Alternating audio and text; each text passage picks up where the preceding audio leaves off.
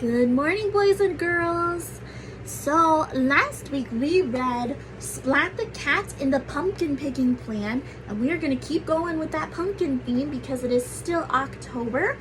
And today we are going to read The Biggest Pumpkin Ever. Look how big that pumpkin is. Have you ever found a pumpkin that big? Looks like our characters are some mice here. So in comparison to them, that is how big this pumpkin is. I don't think I've ever seen that big of a pumpkin. So let's go ahead and read this today. This is The Biggest Pumpkin Ever by Stephen Kroll.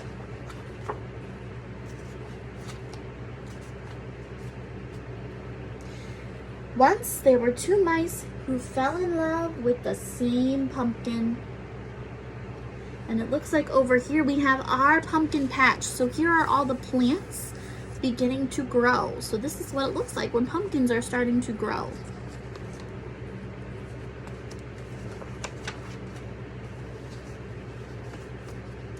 Clayton, the house mouse, noticed it one day in the vegetable garden. It was still little and green, but Clayton thought he could make it grow really big. It might even get big enough to win the grand prize at the town pumpkin contest. Desmond, the field mouse, discovered the pumpkin the same day. He thought that if he helped it grow, it could become the biggest jack-o'-lantern in the neighborhood.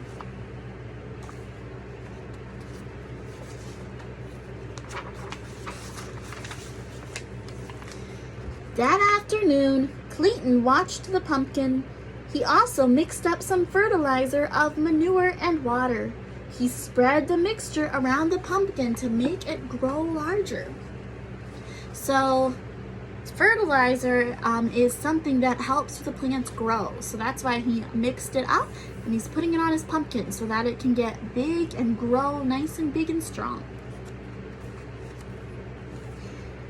That very same night, Desmond went into the garden.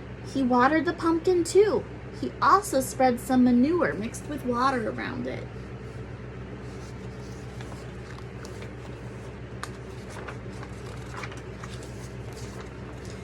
The next day, Clayton watered and fertilized the pumpkin again. The next night, Desmond did the same, and the pumpkin began to grow. Classmates, did you know that pumpkins start out as green when they're beginning to grow? So there is our pumpkin starting to grow. By the end of the month, the pumpkin was so large, Clayton couldn't believe his eyes. How big it's getting.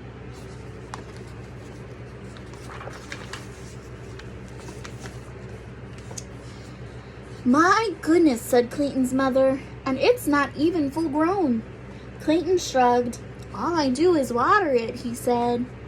Clayton's mother whispered in his ear, if you want the pumpkin to grow bigger and faster, she said, you should use sugar water. That night, Desmond brought his brother Morris to see the pumpkin. Morris knew everything there was to know about growing things. That's some pumpkin, he said. Desmond shrugged. All I do is water it, he said. Morris whispered in his ear, you should try using sugar water, he said. What do you think's gonna happen to this pumpkin here? It looks like they're both gonna try to use sugar water. The next day, Clayton dug a small hole beside the pumpkin vine. In the hole, he placed a bowl full of sugar water. He cut into the vine a few inches from the pumpkin.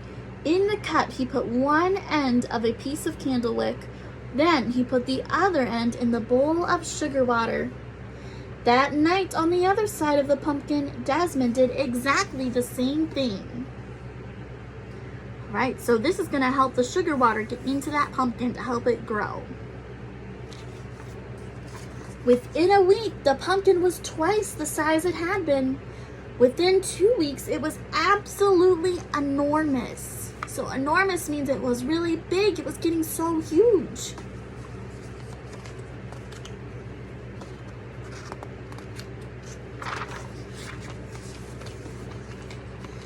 Clayton was amazed. He ran down the road and peered into his friend Jimmy's pumpkin patch. The pumpkin Jimmy was growing for the contest looked much smaller. Clayton scratched his head.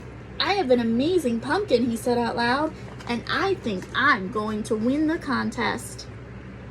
What do you think? Do you think Clayton's pumpkin is bigger than his friend Jimmy's pumpkin right here? That night, Desmond and his brother Morris spent a long time looking at the pumpkin. "How do you think it got that big?" Desmond asked. Morris shrugged. "A little luck and a little skill." "It's going to make some jack-o'-lanterns," said Desmond. "Sure is," said Morris.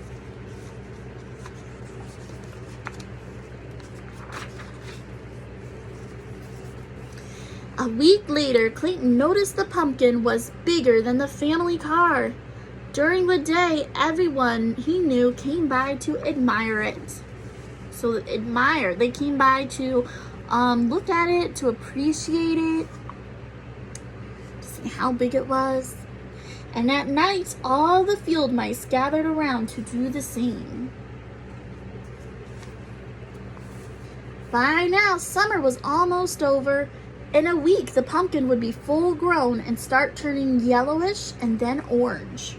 A few weeks after that, it would be ripe and ready for the pumpkin contest. Clayton could hardly wait. The pumpkin was growing so fast, it would soon be larger than his house. Where were we? Then he had a terrible thought. If the pumpkin was so big, how would he get it to the contest? It wouldn't fit in his red wagon. It wouldn't even fit in a truck. Clayton decided to worry about that when the time came. How big it is. So here's his house. It's even bigger than his house, and it is bigger than the truck. How do you think he'll get it there?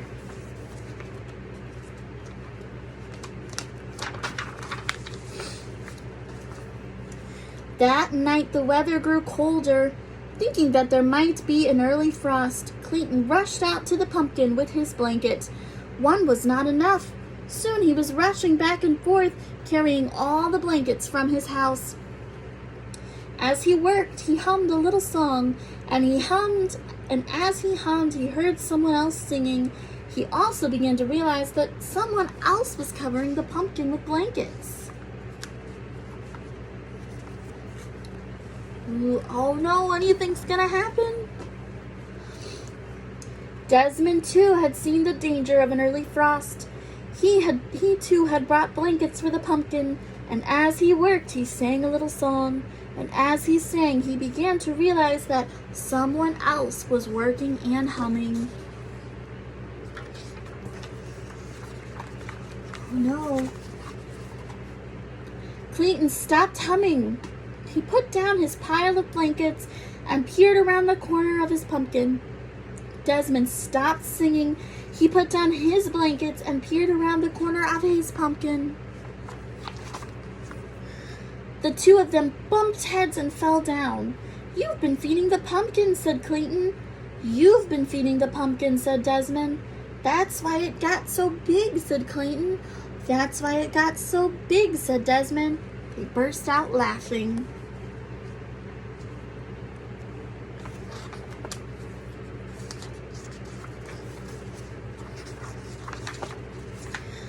When everything had been explained, Clayton said, "I know I'll win the contest if I can get the pumpkin to town."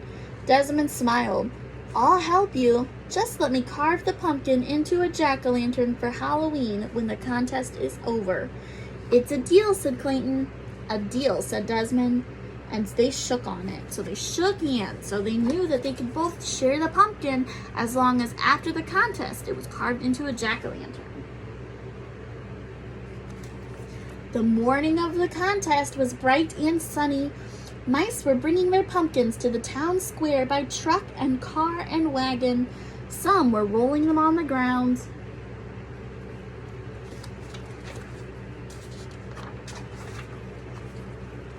All right, look, what do you see? How are they going to bring Clayton and Desmond's big pumpkin? Suddenly, they all stopped short. Over the fields came the biggest pumpkin anyone had ever seen. It was being pulled by 100 field mice on motorcycles. Oh my goodness, 100 field mice. It took that many mice to pull this big pumpkin. Do you think they're gonna win? What do you think? What's your prediction? When the pumpkin reached town, it was too big for any of the streets. Clayton had to explain why they couldn't bring it to the square. The mayor understood at once. He led the crowd to the giant pumpkin and pinned the first place prize ribbon on its side. Then everyone danced around it. Who would have believed this, said Clayton as he danced. Who would have believed this, said Desmond at the same time. When the celebration was over, the 100 field mice pulled the pumpkin back to the field. The day before Halloween, they carved it into the biggest jack-o'-lantern ever.